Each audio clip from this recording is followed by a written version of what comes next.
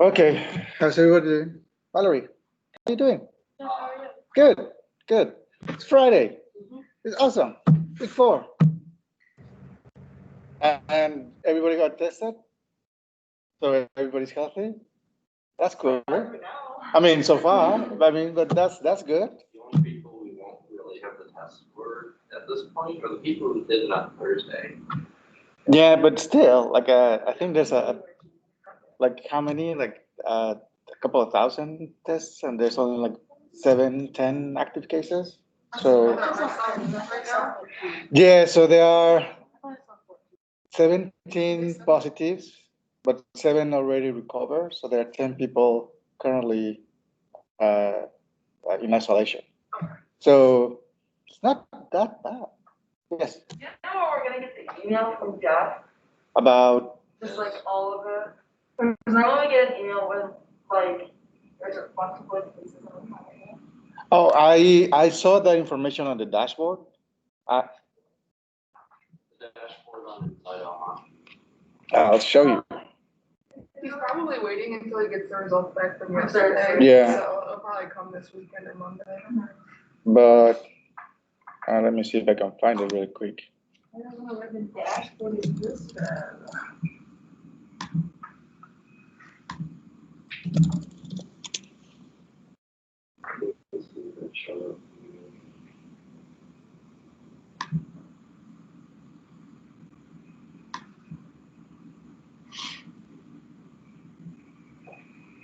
Okay, so you go to the main page of Alma College, and then you go here to return to campus. This is how I get the information. We don't get emails. And then here is the COVID-19 dashboard. And here it tells you like they updated so every week. So the last one was Tuesday, September 17. So 3,000 tests. Of those, 16 were symptomatic. Then positive cases 17 and recovered 7. So there are currently 10 people between staff, faculty, students that are with the disease right now.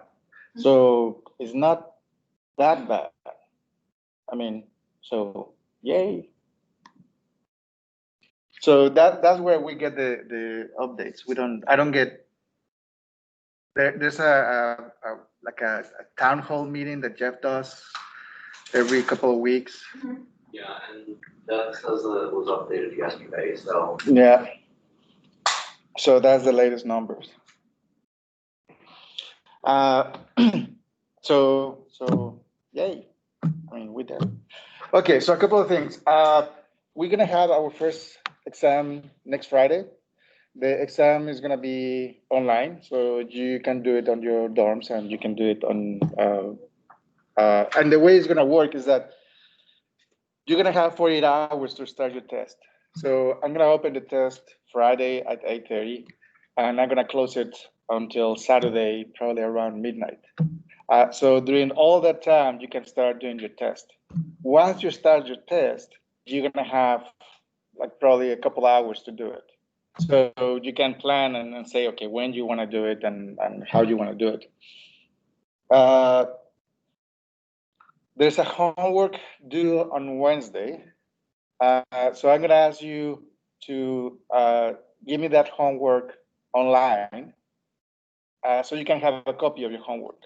I'm gonna try to put the answers also on Wednesday, so you can have the answers of the homework, and you can compare your results. But there's no way I'm gonna be able to grade your homeworks and give it back to you by Friday. So just put your homework online. I will upload the answers, and I will probably gonna grade that homework at the same time as your exam. When the grades are gonna be ready for your exam is gonna depend when is the last person that does the exam. But usually I return the exams 48 hours later. So by Wednesday for sure you're gonna have your grade. The topics of the exam are going to be basically forces, equilibrium, free body diagram, and equilibrium to this point, to the equilibrium in the human body and torques in the human body, which is going to be what we're going to be covered today and Monday. Okay. There's one more topic on chapter 8 that is elasticity. That we're just not going to have time to cover it for your exam.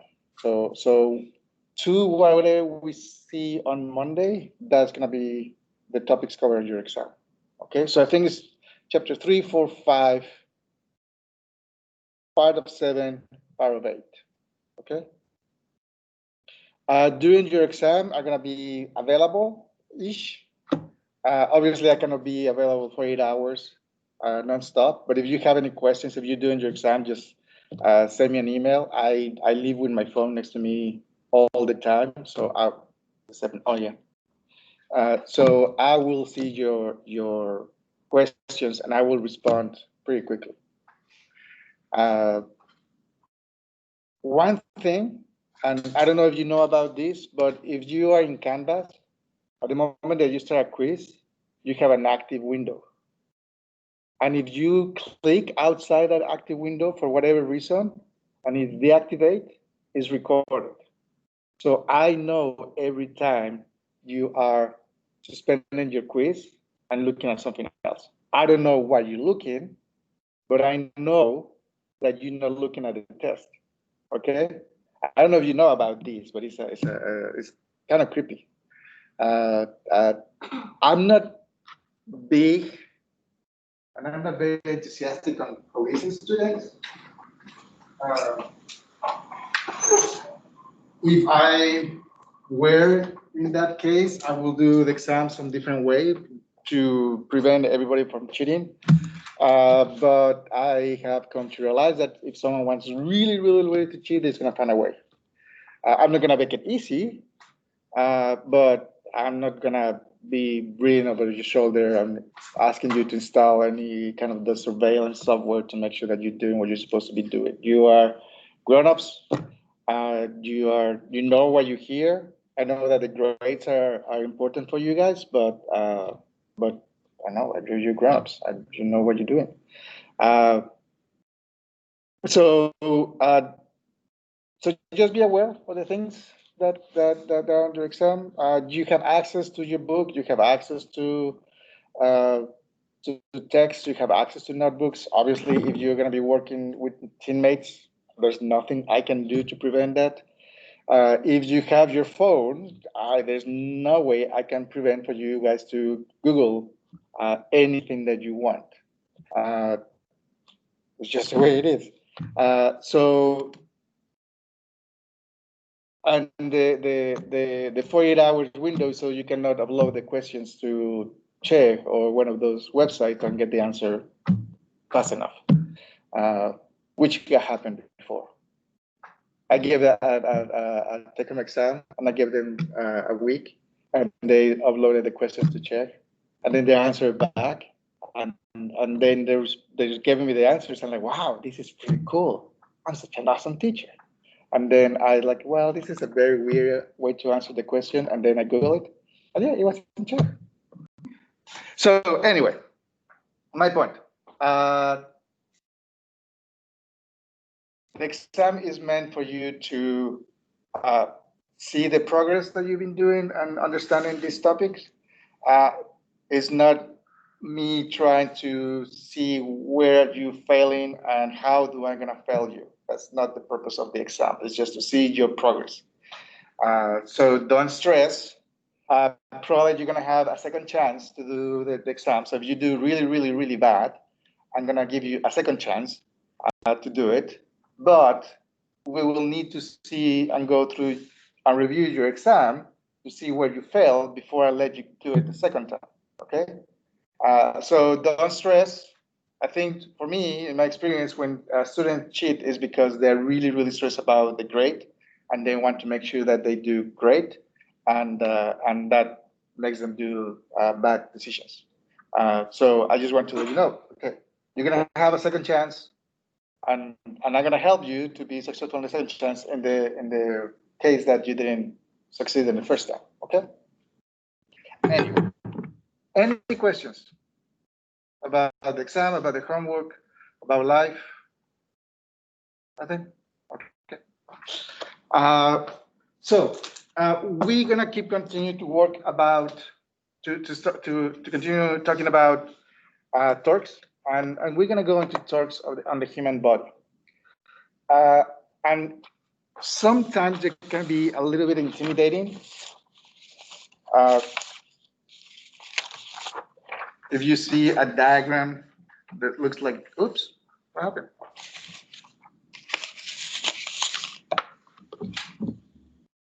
Did that thing turn off?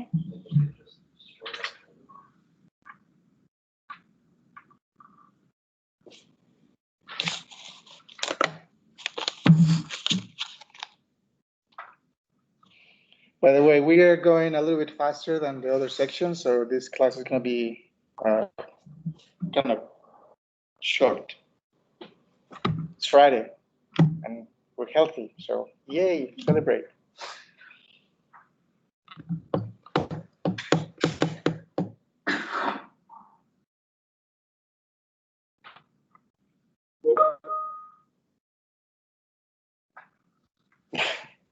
Okay, so I'm gonna show you.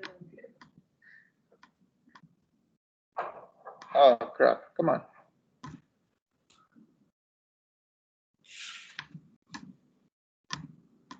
Okay. There you go.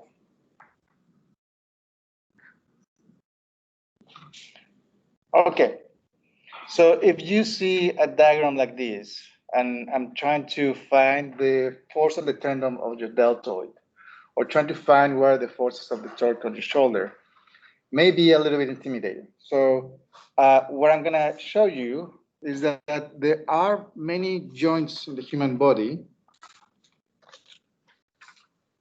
like the shoulder, the elbow, and the foot, that actually they're very, very similar. So I'm gonna start with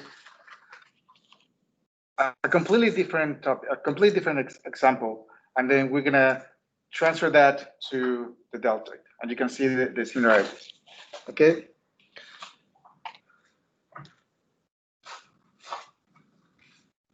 This one we're just gonna set it up. I'm just gonna tell you the steps to solve it, and then we're gonna move to the deltoid. Okay. So you have a wall, and on the wall you have a piece of steel, just a steel beam, just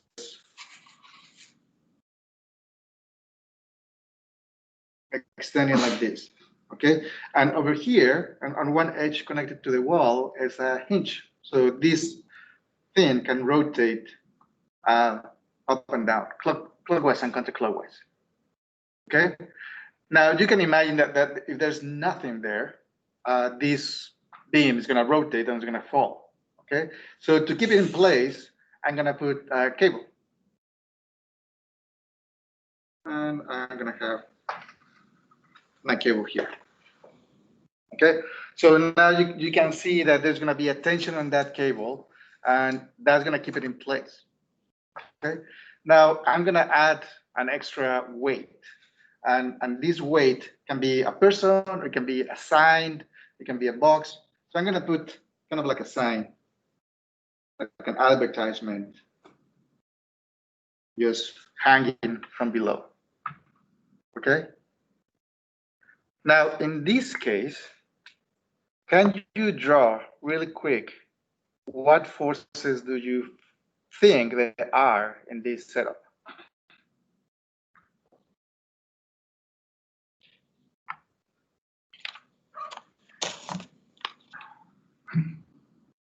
And the people in the chat, something that you can do is to draw it, and then you open your camera, and then just put your paper in front of the camera, and then I can see. Or they could take a picture of it and send their staff with the. Oh yeah, they can do that. Yeah, so you can take a picture and send it to the chat. That would work.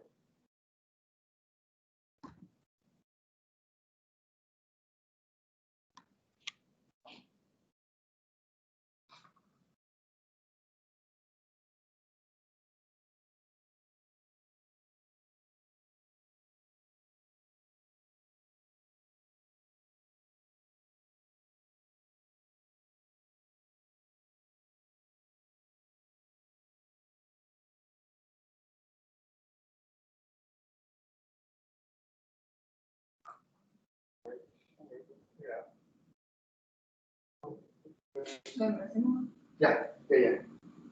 But those are good.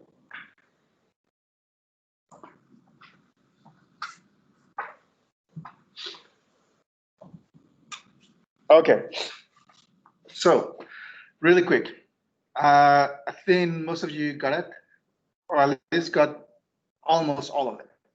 So you're gonna have a tension here because of the wire that is pulling up that beam. You're gonna have the weight of the beam, and I'm gonna put the weight somewhere in the middle. So this is the weight of the beam. This is tension, and then you're gonna have a weight here, and this is gonna be the weight of the sign.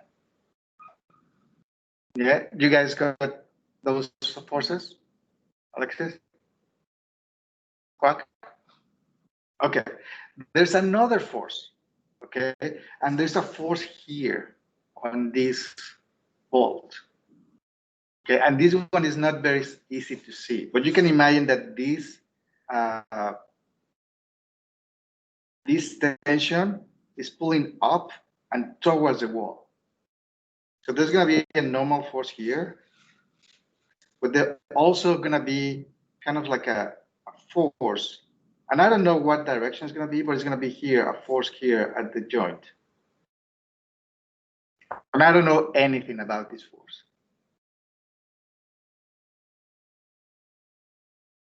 Okay, but you can imagine that if we didn't have this force over here, and you only have these forces over here, this is gonna start falling kind of like on this direction.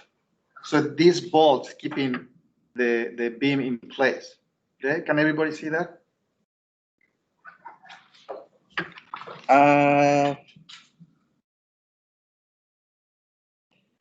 Trinity is correct. You're missing the tension, and that normal force 1, we don't know the direction, and there's no normal force 2. Okay, so I'm gonna draw an extended free body diagram, and I'm gonna put my origin here at this force, at the joint, at the hinge. Okay, so I'm gonna have a force here. This is the force of the hinge. I'm gonna have the tension force. I'm gonna have the weight of the beam. I'm gonna have the weight of the sign.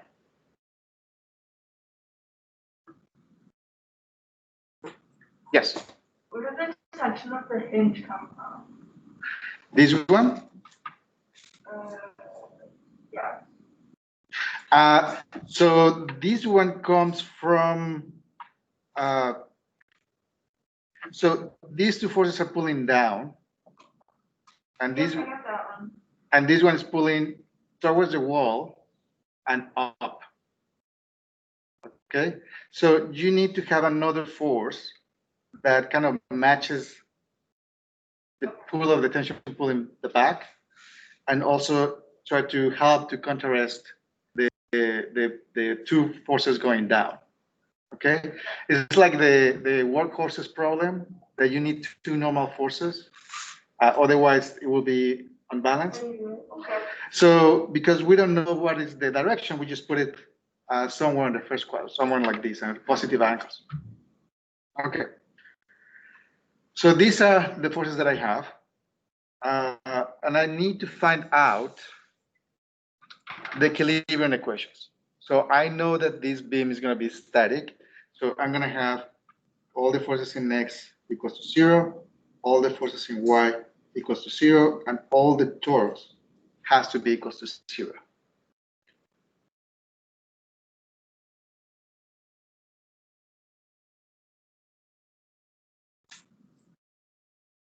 Okay, so I'm going to start with torque. Okay, and I'm going to have a torque for each one of these forces. So I'm going to have the torque of the hinge plus the torque of the weight of the beam plus the torque of the sign plus the torque of the cable has to be equals to 0.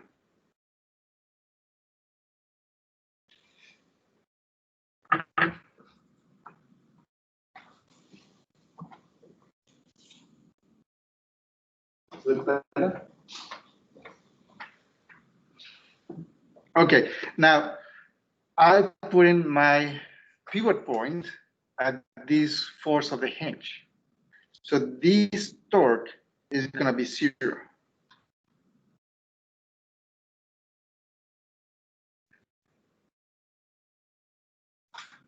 Okay.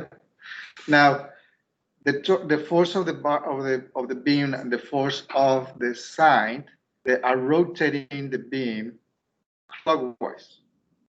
So they're going to have a negative torque, and the tension is rotating counterclockwise. So they're going to be positive.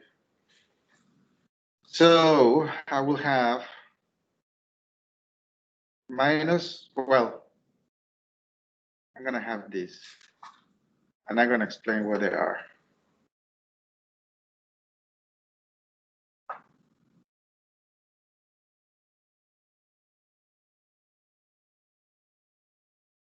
I guess.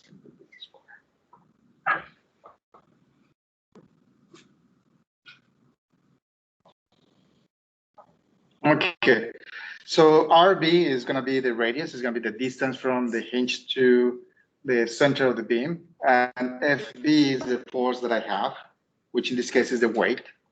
Makes a 90-degree angle here, so that's it. There's no that sine of phi is going to be 1. RS is going to be the distance from the hinge to whatever the sine is. Fs will be the weight of the sine. And the last one will be the distance from the hinge to whatever my cable is. The force of the tension and sine of phi will be this angle over here.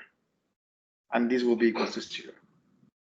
So depending what information you have, if you have the two weights, the weight of the beam and the weight of the sine, you can calculate the tension on the cable.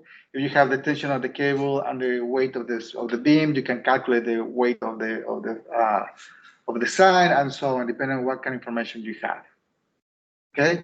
Once you have all the forces, you can go back to your original equations, the sum of forces in x and the sum of forces in y, and find out what are the components of FH. Okay? And we're not going to put numbers right now. I just want you to understand the process. Does it make sense? Yeah? Okay.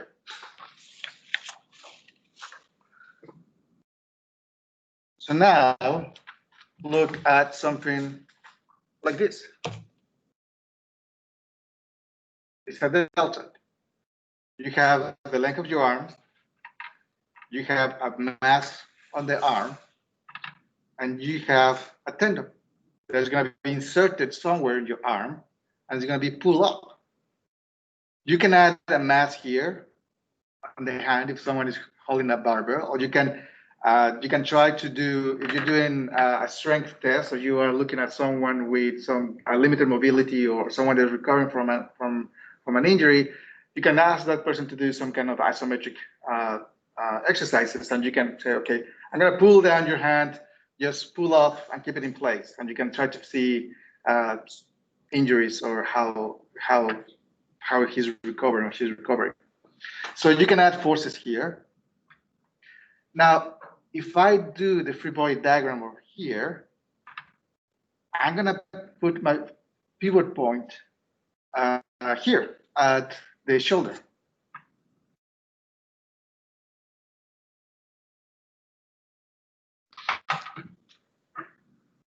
I'm going to have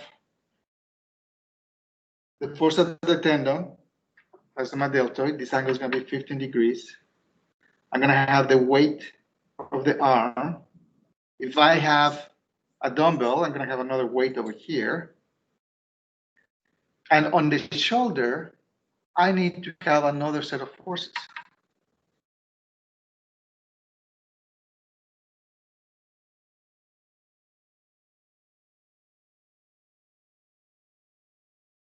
Okay, I'm putting here below because otherwise it's going to overlap with the force of the tendon, but it should be somewhere around here.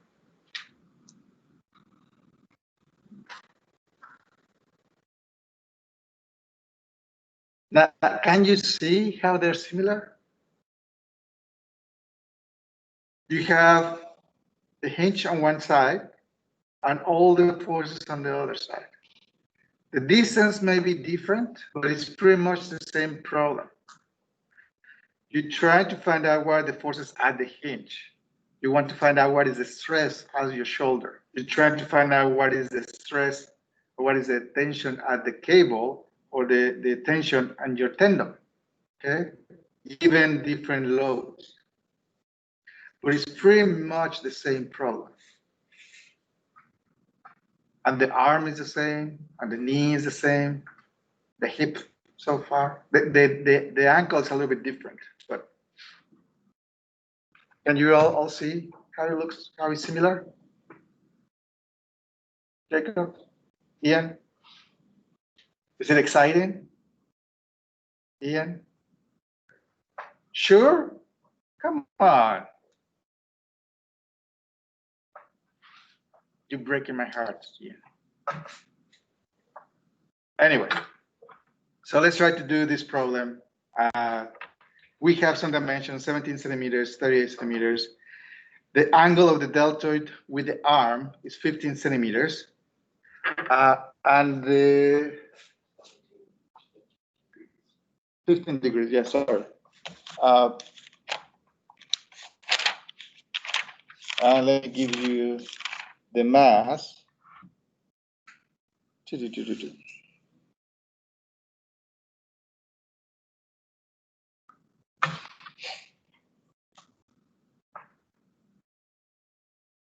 And the mass of the arm is going to be 4 kilograms. And I'm going to say that I'm going to be holding a dumbbell. This dumbbell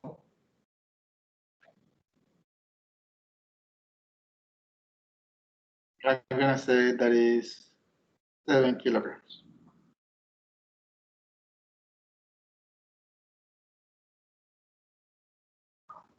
Okay, so again, we are assuming that this arm is not moving, so we're going to have all the forces in X equal to 0, all the forces in Y is going to be equal to 0, and all the torques has to be equal to 0. So start with the torque. And again, we're going to try to find out what is the tension in the tendon, and I want to find out what are the forces in the shoulder.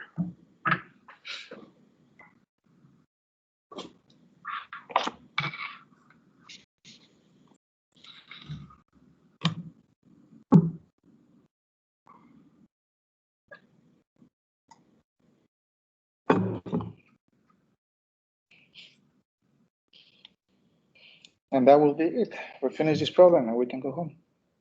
That's how far ahead you are. Oh, wow, that is very far.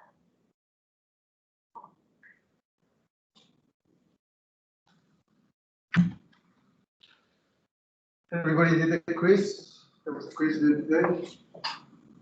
You did? No?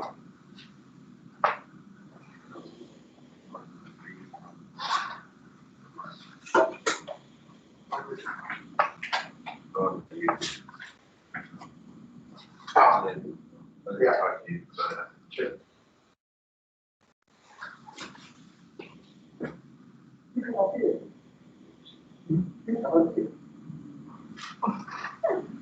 I have no idea.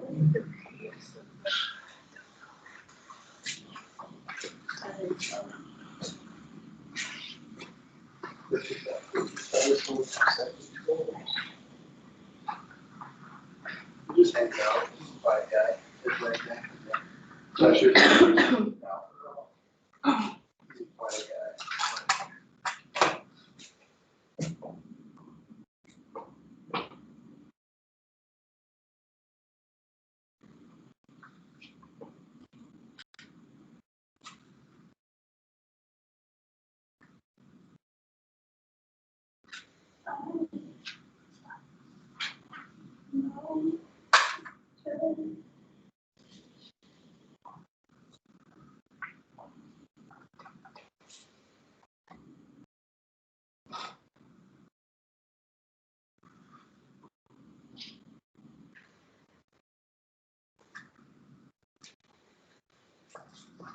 the radius?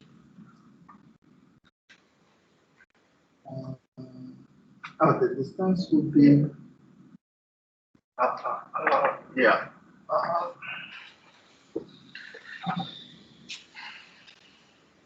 I'm gonna assume that this distance is gonna be 58 centimeters.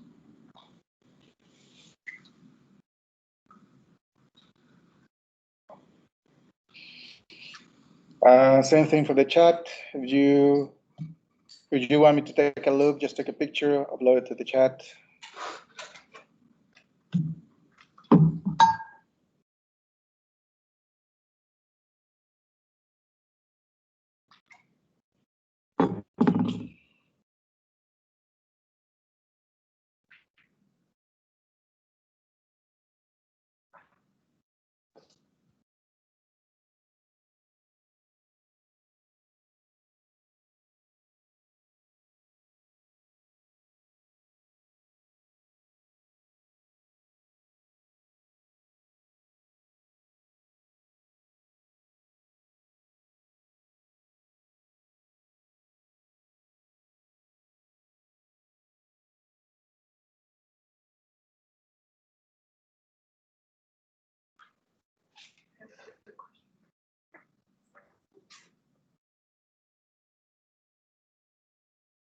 This force will be the force of the tendon, and that's the one that we want to find out.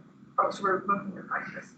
We want to find out this force and this, yeah. This Okay. So I can't find the torque of that. So this will be 17 centimeters. You're looking for the perpendicular force. Oh, right, so it's, and then it'd be sine 15. Just multiply that by sine 15. Times the perpendicular, which is what you're trying to find out. Okay. Oh, right. Yeah.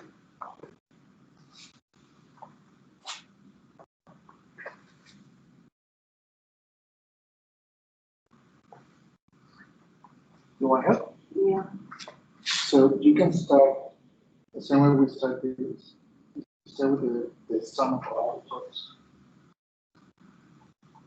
Now you put in your frame of reference here, the pivot point here. So the torque of each force is going to be 0. So you will have a torque by the tendon, torque because of the weight of the arm, torque because of the dumbbell, which will be this. Okay.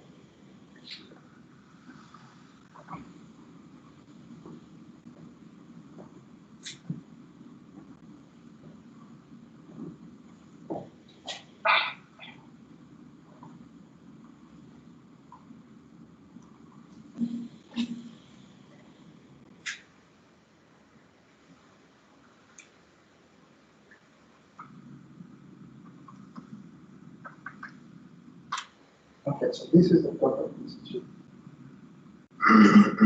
So you need to add the torque of this one, and the sum of all these torques have to be equal to 0. Okay? And then what you need to do is to find the force for the force. Now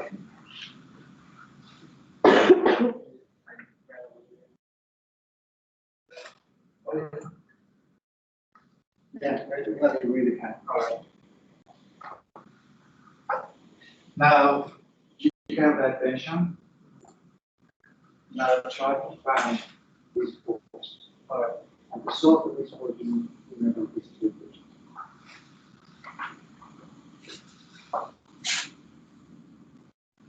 Okay. So just be careful. This is going to be newtons. And this hours by hours.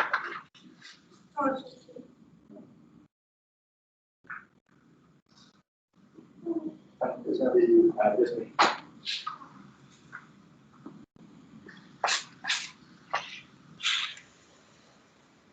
Once you have that tension, try to find the what's the force? This force.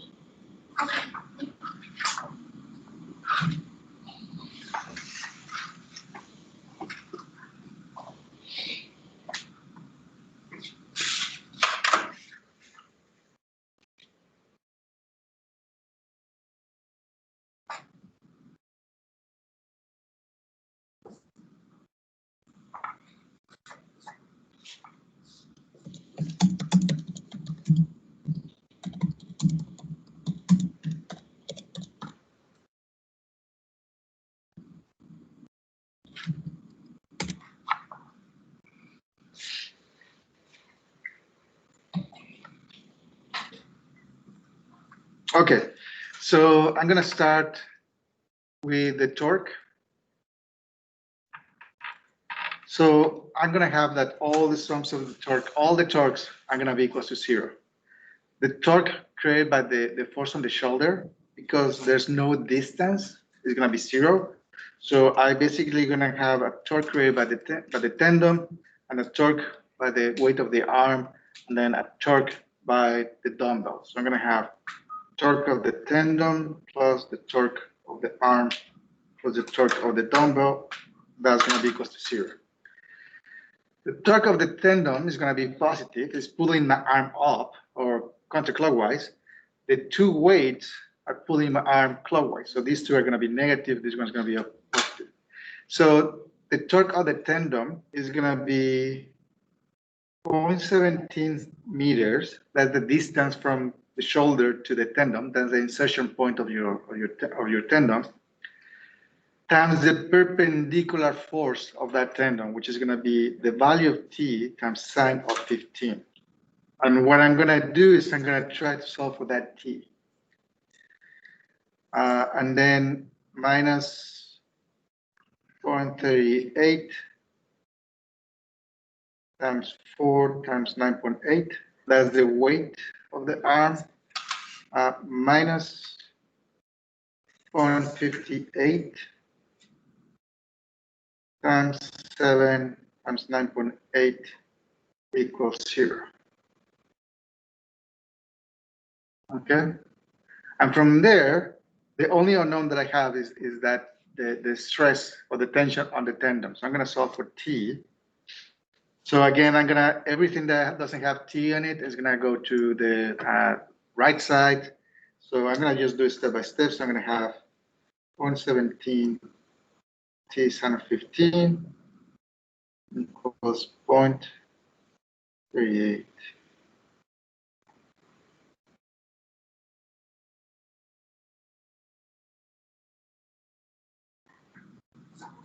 You're going to have that equation. And then I'm just going to divide by 0.17 times sine of 15.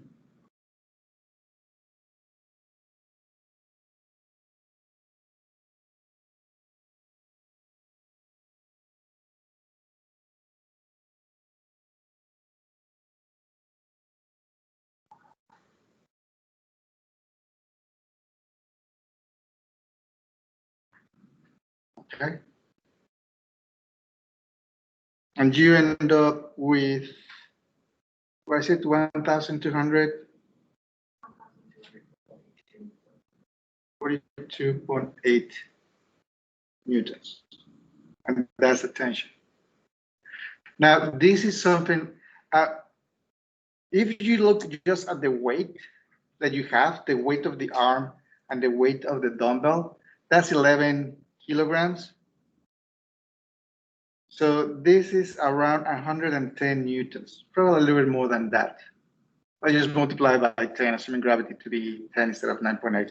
So the weight that you are pulling is 110 newtons, but the tension that you have in your arm, in your tendon, is way, way bigger than that. And that's something that is very, very common in joints. So we're gonna see that on the ankle. We're gonna see that on the arm, on the bicep, on your quads. The tension that you have in your tendons tend to be way, way bigger than the tension, that the force that you're actually trying to pull. And that's just because of where the insertion point of the tendon is with respect of the weight, or where the masses or the forces are located. So you're gonna need a really, really high tension here to match the pull of these two guys. Oops, to pull the match of these guys. Okay. You have a large force, but that's gonna give you a big range of motion. So your arms, one of the reasons that we can move your arms so large, like pretty much 360 degrees, is because of that force of the deltoid. So it's just a trade-off. We have a big range, but we have a lot of stress on these tendons. Okay. Okay, so we have this tension, and now what I want to find out is this force over here. I want to know what is the magnitude. Want to know what is the direction of this vector over here. So in order to solve that, we need to have the forces in x equals to 0 and the forces in y equals to 0. When you're working with these equations, you can work with a free body diagram. So the free body diagram are going to have tension. Oops, this is 15 degrees. This is really no. I'm going to have the force on the shoulder, and I'm going to have the weights of the dumbbell and the arm.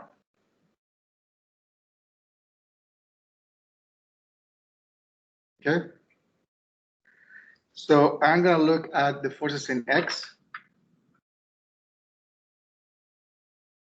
So I'm going to have the X component of the force on the shoulder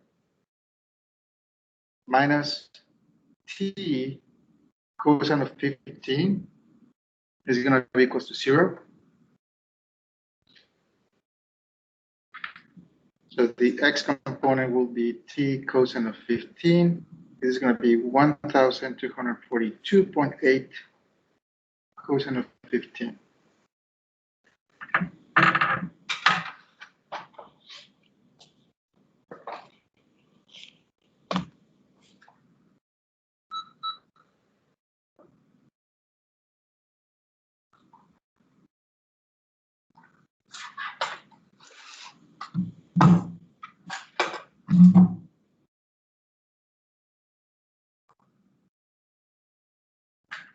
And this is just 1200.5 newtons.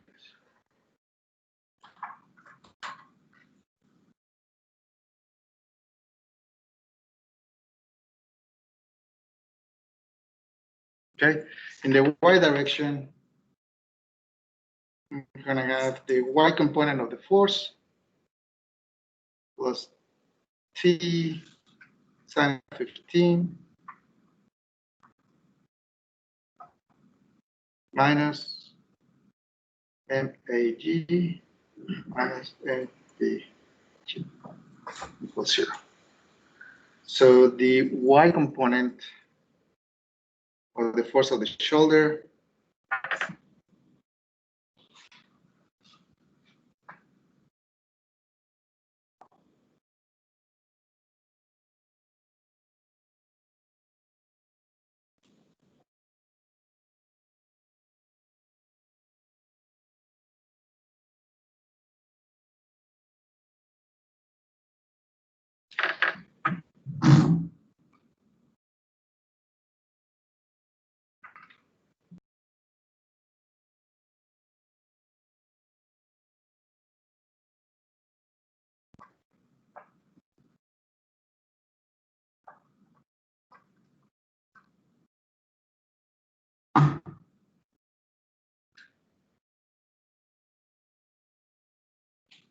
I end up with negative 213.9 newtons. You got that?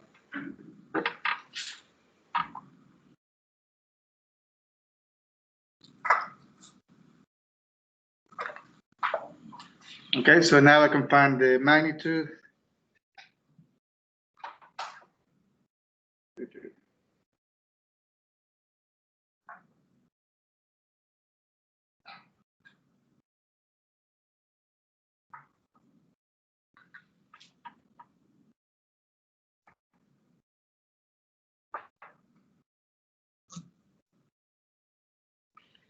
And the direction will be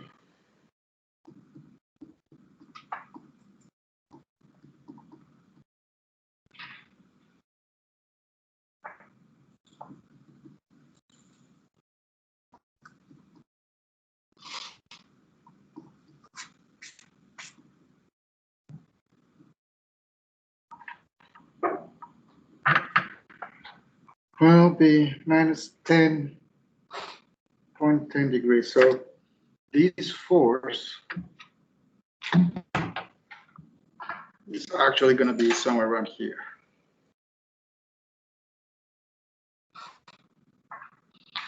Okay, this one is what I assumed. This is what I thought it was going to be, but in reality, it's going to be somewhere around here.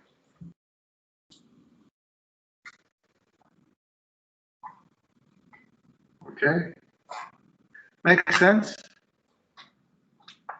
Valerie? Yeah? Jacob? Alexis? Makes sense? Any questions? We're gonna do a couple more problems of like this in your homework. There's like 3 problems that are basically something very similar to this. Expect a problem of this kind in the exam, like for sure. So make sure that you understand really well how to set it up and how to solve these problems. Okay? Have a good day. Stay safe and see you guys on Monday.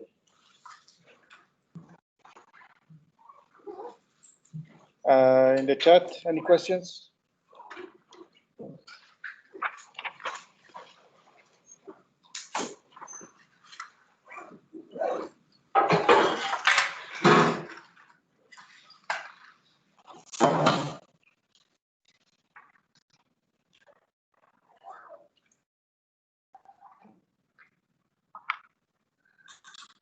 I'm gonna do the quiz later tonight because it's still Yep. set to be open till after class. But so last night